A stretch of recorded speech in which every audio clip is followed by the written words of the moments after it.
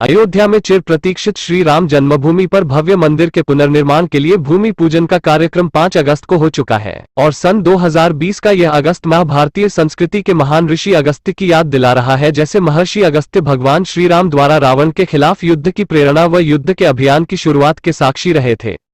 और इन्हीं ने युद्ध से पहले भगवान श्री राम को अंधकार व असत का विनाश करने वाले भगवान भास्कर के मंत्र आदित्य हृदय स्तोत्र की दीक्षा प्रदान करके रावण से युद्ध का श्री गणेश किया था।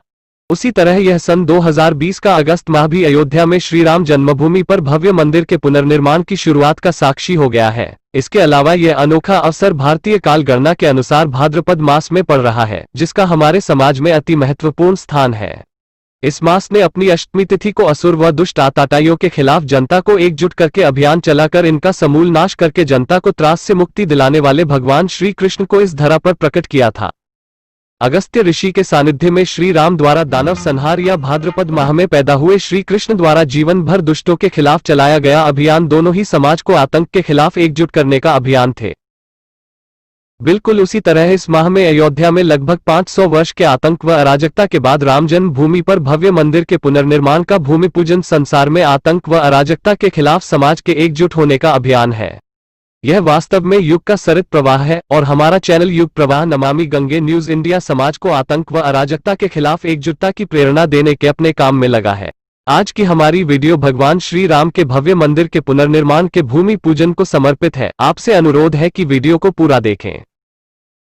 आगे बढ़ने से पहले आप अच्छी से अच्छी वीडियो बनाने के लिए हमें प्रोत्साहित करने के लिए हमारे चैनल युग प्रवाह नमामि गंगे न्यूज को सब्सक्राइब कर लें। वीडियो पसंद आने पर लाइक व शेयर व कमेंट भी अवश्य करें। इसे हम आपके द्वारा हमारे काम का इनाम समझेंगे। आइए अब वीडियो में आगे बढ़ते हैं। आज भाद्रपद की शुरुआत हुई है और आज से भारतीय अस्मिता के मंदिरों में से एक भगवान श्री राम की जन्मस्थली अयोध्या में मुस्लिम धर्मांधता में चूर बाबर के सिपहसालार मीर बाकी द्वारा 1528 में तोड़े गए। श्री राम जन्मभूमि मंदिर के पुनर्निर्माण के लिए भूमि पूजन का अनुष्ठान शुरू हो चुका है। विदित रहे कि आज का यह सुप्रभात हमें 492 वर्षों के घोर अंधकार के बाद देखने का मौका मिला है।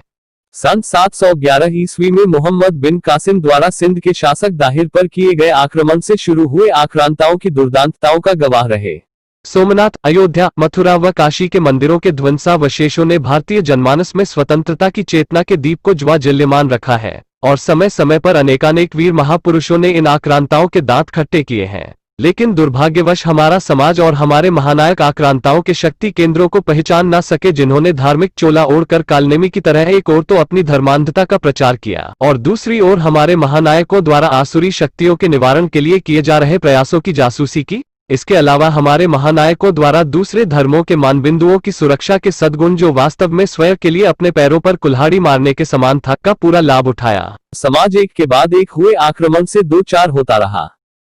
इस झंझावात में मंदिरों के मान मर्दन के अलावा बहन बेटियों का दारुण चीरहरण, धर्मांतरण, गुलाम बनाना जैसे अमानुषिक कृत्य केवल इन आक्रांताओं ने ही नहीं, अपितु इन आक्रांताओं के सामान्य धर्मावलंबियों ने भी किए और इस सब को मजबूरी बस हमारा सारा समाज झेलता रहा। और तो और हमारे समाज ने अपने ही देश व अपने ही घर में अपने हिंदू बने रहने का टैक्स भी अदा किया, जिसको इन दुष्टों ने जजिया कर कहा। और इस जजिया कर को देने के बावजूद भी हमारे पूर्वजों पर इनकी अमानुषिकता में कोई विशेष अंतर नहीं आया। वे अपमान के घूंट पीने को पूरे जीवन मजबूर होते रहे। इस सब का कारण था हमारे समाज का अपने आराध्य श्री राम व श्री कृष्ण के जीवन दर्शन का विस्मरण करना। तत्कालीन समाज श्री राम व श्री कृष्ण के जीवन की इस प्रेरणा को विस्मृत कर चुका था कि किसी आताताई से टकराने के लिए अकेले की वीरता पर्याप्त नहीं होती, अपितु इनसे सामूहिक एकजुटता से लड़ना होता है।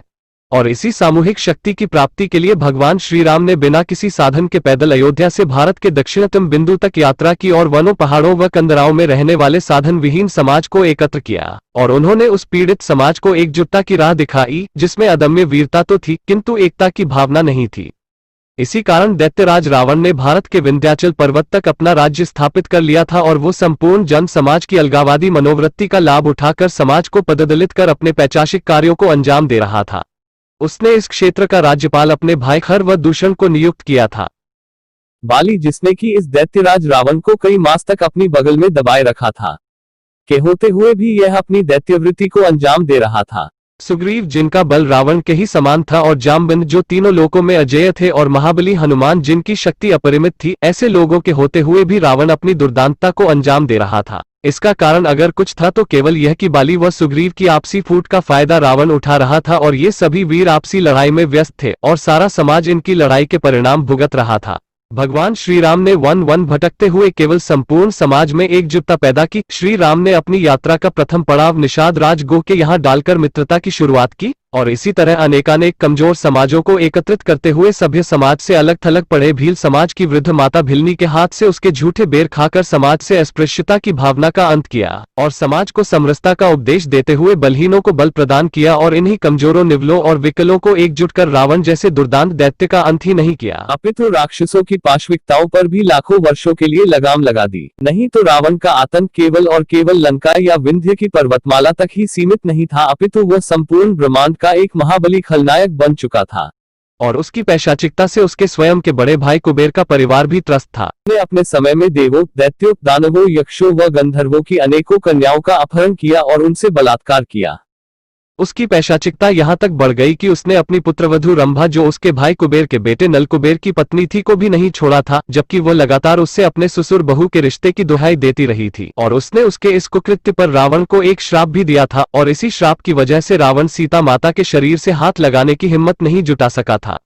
उसने मंदोदरी को भी अपहरण करके बलपूर्वक पत्नी बनाया था। इसके अलावा मंदोदरी की बहन माया का भी उसने शीलहरण किया था। इसके अलावा एक सर्वांग सुंदरी तपस्विनी वेद्रवती के साथ भी उसने मुंह काला किया था।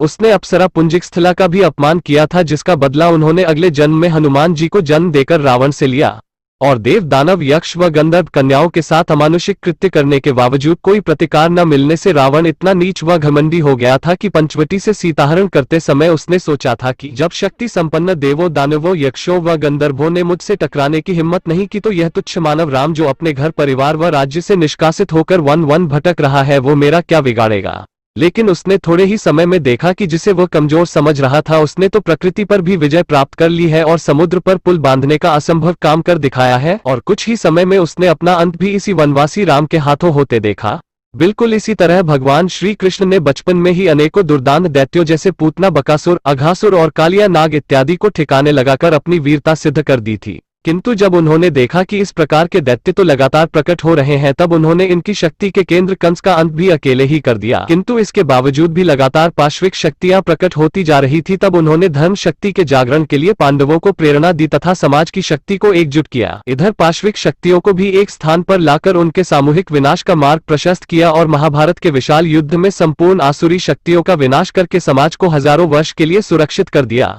किंतु भारतीय इतिहास का सन 711 ईस्वी से अब तक का कालखंड भगवान श्री राम व श्री कृष्ण के आदर्शों के विस्मृतिकरण का कालखंड है, जिसमें अनेकों महावीरों ने अपने कारनामों से भारत माता का मस्तक तो ऊंचा रखा, किंतु इन आक्रांताओं को नेस्तनाबूद करने में पूर्णतः सफल न हो सके। इन महापुरुषों ने स्थानीय स्तर पर तो इन पिशाचों से लोहा लिया और इनकी पाशविकता से स्थानीय समाज को मुक्त रखने में सफल रहे, किंतु इन महापुरुषों ने अपनी सोच को राष्ट्रीय स्तर का नहीं बनाया और इन आक्रांताओं को कुछ समय के लिए अपने आप को उस स्थान से हटाकर दूसरे स्थान पर अपनी बदमाशी करने का मौका मिल गया और कुछ समय उपरांत जब किसी कारण महापुरुषों की ताकत कमजोर पड़ जाती, तब ये आक्रांता पुनः उस इलाके का रुख कर देते। इस प्रकार यह कालखंड भारतीय संस्कृति के अंधकार का कालखंड कहा जा सकता है, जिसमें हमारे समाज में संघर्षों से बचाव की भावना का विकास हुआ और इसके परिणाम स्वरूप समाज में पर्दा प्रथा, सती प्रथा, जौहर प्रथा व बाल विवाह जैसी कुरीतियों का उदय हुआ। वैसे इस मामले में सन 713 ईस्वी में जन्मे बाप्पा रावल एक अपवाद हैं, जिन्होंने श्री राम व श्री कृष्ण के जीवन आदर्शों का पूर्णतः पालन करते हुए भीलों व समाज के कमजोर वर्गों को एकजुट करके कमजोर मौर्य शासक मानमौरी को मेवाड़ की गद्दी से उतारकर राज्य सत्ता हासिल की। फिर राजा दाहिर की हार से उत्साहित अरबों को धूल चटाते हुए अरब तक रौंदा और वहां से विजय श्री की निशानी के रूप में 18 शहजादियों से विवाह किया और लौटते समय सिंध के राजा दाहिर की राजधानी ब्राह्मणबाद व आधुनिक करांची नगर को अरबों से छीनकर अपने कब्जे में ले लिया और अपने भतीजे को यहाँ का राज्यपाल नियुक्त किया। आज भी पाकिस्तान के अंतर्गत रावलपिंडी नगर बाप्पा रावल की विजय गाथा के गीत गाता हुआ असुरों का मानमर्दन कर रहा है।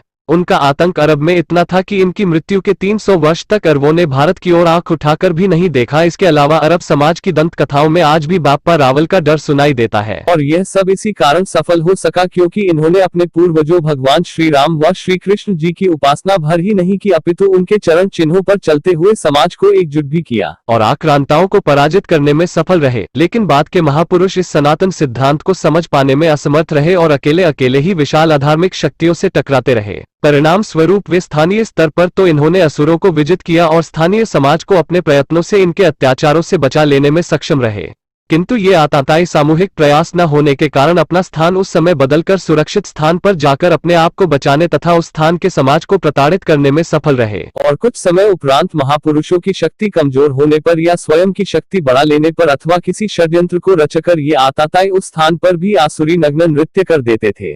चाहे भारतीय जनता ने आक्रांताओं के अत्याचारों को खूब झेला हो, बहनों बेटियों का खूब चीरहरण होता देखा हूं, किंतु इन घटनाओं ने समाज पर तात्कालिक प्रभाव ही डाला और इस सब के बावजूद विद्रोह की छोटी मोटी चिंगारी ही उत्पन्न हुई और इस चिंगारी को आक्रांताओं ने अपनी सैन्य शक्ति से दबा दिया और समाज कुछ समय उपरांत इन दुर्घटनाओं को भूल गया। किंतु सोमनाथ, अयोध्या, मथुरा व काशी के मंदिरों के भग्नावशेषों पर बनी मस्जिदों ने भारतीय जनमानस में क्रांति की मशाल को हमेशा जगाए रखा है। इन मंदिरों के भग्नावशेष भारतीय समाज को उसके साथ हुए पाशविक अत्याचारों की याद दिलाते रहे हैं और भारतीय वीर व वीरांगनाएं इनका दर्शन कर अत्याचारों के विरोध में उसी तरह प्रतिज्ञारत हो जाते हैं जैसे ऋषि मुनियों के कंकालों को देखकर भगवान राम इस धरती को निश्चर विहीन करने को प्रतिज्ञारत हुए थे। और इसी प्रकार भारत में 1923 में खिलाफत आंदोलन की असफलता के बाद हुए रक्तपात को देखकर भगवान श्री राम व श्री कृष्ण जी के आदर्शों से प्रेरणा प्राप्त करके नागपुर में डॉक्टर केशव राव बलिराम हेडगेवार ने सामाजिक एकता का सूत्रपात करने के लिए जिस संगठन राष्ट्रीय स्वयंसेवक संघ की नींव डाली, उसने भारत के सारे समाज को एक सूत्र में बांध दिया